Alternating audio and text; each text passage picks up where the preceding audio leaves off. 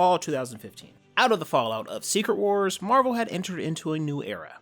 An all-new, all-different era. Miles had entered into the main universe, Peter Parker was rich, Thor was a lady, and Doctor Strange had an axe. And Iron Man got a new #1 for one of my favorite writers growing up. Brian Michael Bendis, the writer of Ultimate Spider-Man, whose video game was one of my gateways into the larger world of comic books. The Invincible Iron Man by Bendis and David Marquez starts out with a blast and doesn't let up for its first arc. The story is a funny, colorful tale of tech versus magic, with one of my favorite Iron Man suits to date gracing the pages. I was in love with this book, and a couple of others at the time. I was on top of the world, getting back into comic books, buying them consistently, and enjoying what I was reading. But then, it all came crashing down because this motherfucker decided to show up to the party. No. God damn! God damn!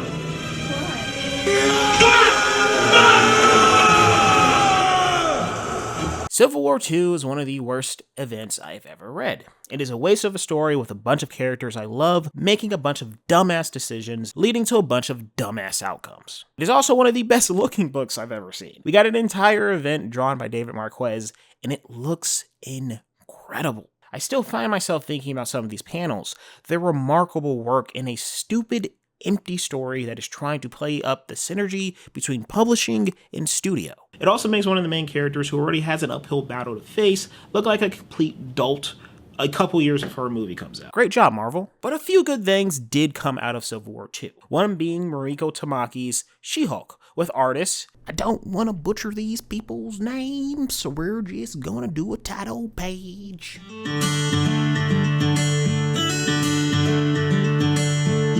In the series, She-Hulk isn't her usual outgoing, confident, green-skinned self. For a good chunk of the series, she's not She-Hulk at all. She's just Jen Walters. Because turning into She-Hulk isn't freeing anymore. It isn't incredible. It's painful. It's anger. It almost feels like dying. During Civil War II, Jen was a part of a surprise attack on Thanos that turned out to be a surprise for all of them because he kicked most of their asses, killed Rhodey, and put Jen in a hospital. Well, technically, it was a missile meant for Thanos that put Jen in the hospital, but she ended up in the hospital nevertheless. While Jen was out, Hawkeye killed Bruce Banner. Why? Bruce Banner gave Hawkeye an arrow tip that could kill Bruce if he ever turned into the Hulk again. During Civil War II, there was a situation where that might happen, and Hawkeye let the arrow loose, killing Banner and surrendering. Hawkeye eventually walked free, and Jen woke up soon after, completely changed. The mixture of the mental trauma of losing her cousin and the physical trauma of her injuries shifted not only her complexion, but her personality as a Hulk. She's more in line with her dearly departed cousin as a Hulk, rather than having complete control when she is transformed.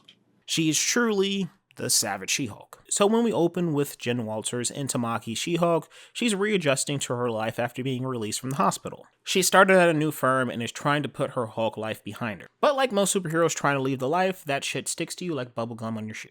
Now on paper, I should probably hate the series. It does a lot of things that bug me in superhero comics, or at least they used to do. They don't really do this anymore. It's more to the point within your first issue.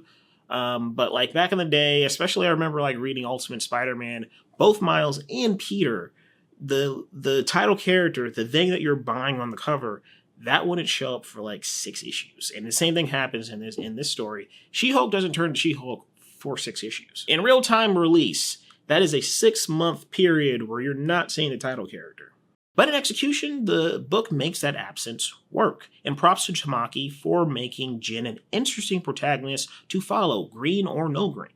Her inner monologue is funny, and her pain feels real. I think that's what kept me coming back to this series when it first started running. What got me in was the idea of She-Hulk going berserk. The shift in the status quo where she was more like a werewolf character, where each issue would be another scary outburst. But when it was very clear that wasn't happening, what kept me on the series, buying every issue until its end, was the depiction of what Jen was going through. This loss of self and identity she was dealing with. The triggers she's trying and failing to dodge, the remedies she's trying to put in place.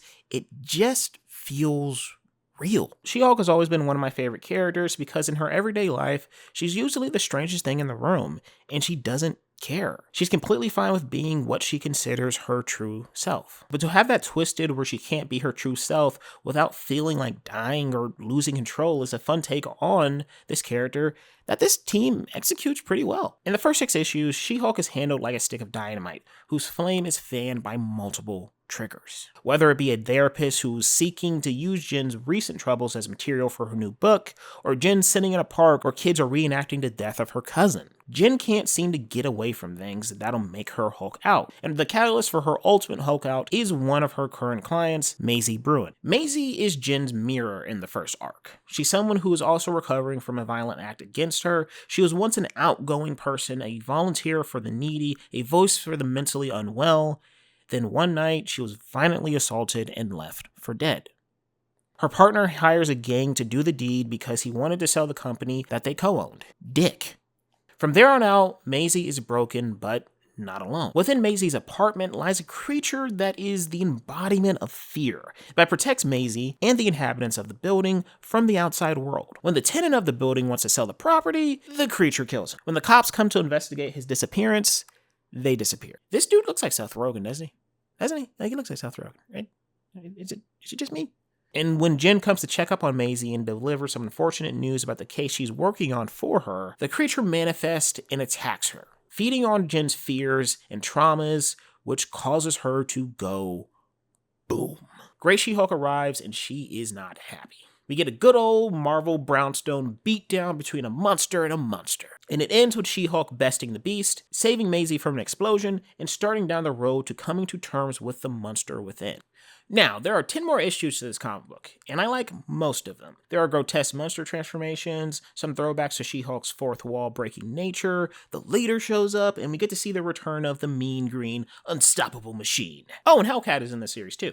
She helps Jen through her troubles, being there for emotional support, and gets some panel-sealing moments throughout the series. I hope the MCU figures out something to do with Hellcat in the future, whether it be the actress from Jessica Jones. I mean, you're going to have to retcon some stuff to do that. She's in jail currently, like the worst jail. Or have her play a mentor role to a newer Hellcat. Disney Plus seems to be shifting into a more street-level arena for Marvel characters, probably due to budget. So bring on my street-level characters, please. And speaking of street-level, that's one of my favorite things about this series as a whole, how grounded it feels. This is classic world outside your window stuff, a character drama about someone going through massive trauma without sacrificing any of the color and fun of being in the Marvel universe. That being said, this series isn't flawless.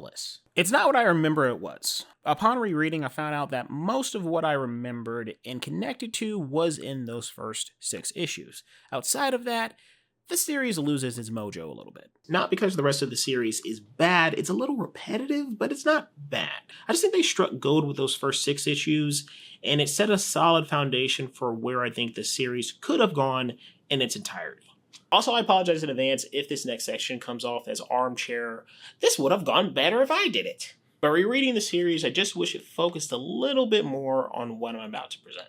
Like keeping the Maisie plot going. Once Maisie is saved/spared by Jen, she's out of the picture and replaced by these 2 idiots who ruin someone's life to get a few clicks. Then the leader takes over going forward as our main antagonist. I don't mind these 2 idiots. It does add to the realism of the story. There's random act of violence for notoriety, and the outcome of their actions does push Jen to her limit. And the leader's always a fun addition to a Hulk story, but the card he plays against She-Hulk is one we've seen laid down in nearly every subsequent series and adaptation since. Someone is obsessed with She-Hulk, wants her blood, injects her blood into them, and becomes a monster, yada, yada, yada, yada, yada.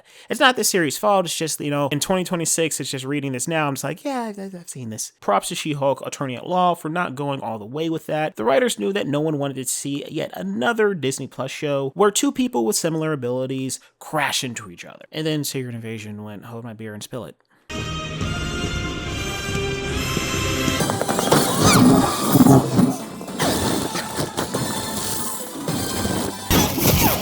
I think keeping Maisie around would have added to a more interesting story. Jen could have handled her case or some of the occupants' cases if they made any in the aftermath. The first 6 issues introduces this building of people possessed by fear. Their homes, their place of safety perverted by forced anxiety. The outside world becomes a trigger of untrust and danger due to this creature's influence. Your protection becomes your problem.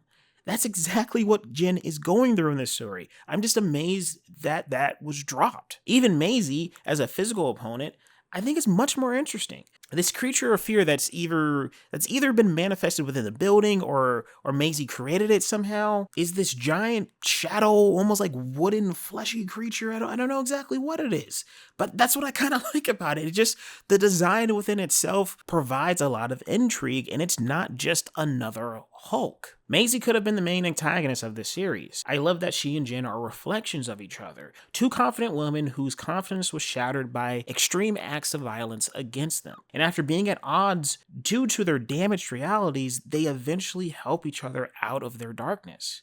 Because at the end of the day, that's what this book is about. Jen defeats her final opponent, who is also a skinny blonde-haired woman, just like Maisie. Just keep Maisie around. But she defeats her final opponent by not giving into her darkness. And she gets her green back by confronting that darkness, coming to terms with it, and letting some things go.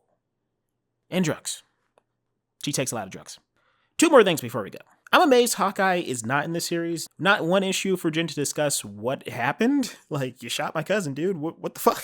It would have been cool to see her go after him or put him on her own makeshift trial for what happened. I mean, legally, he was set free. But Jen isn't in the best headspace. Maybe have her go after him in Hulk form. And Jen is mentally trying to reel the Hulk back from killing him. This is more armchair editorializing, I know.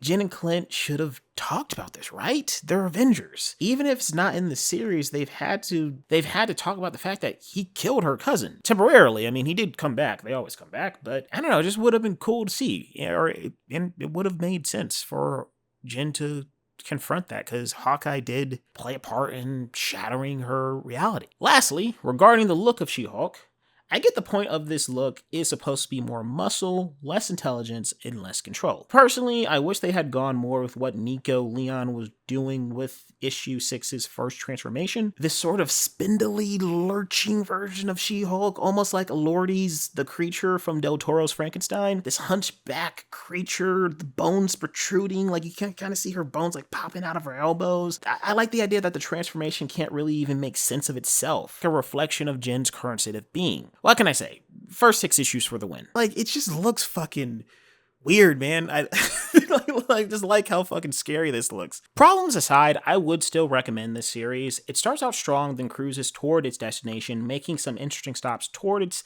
fantastic conclusion. I really like the ending of this book. I've heard comic book writer Mark Waid say before that when writing a well-known character, you take the toys out of the toy box, play with them as you would like, but make sure you put them back the way you found them for the next person that comes along. And this series lives up to that. If you're looking for a different take on She-Hulk, I would definitely recommend picking up this series. Its take on trauma and PTSD has always stayed with me, and there are some good laughs along the way. She-Hulk is a great character. Most of her solo runs are gold. I still need to read this. I am so sorry, comic gods. I will read John Byrne's She-Hulk. Her animated appearances are fun, and in The Incredible Hulk and Fantastic Four World's Finest.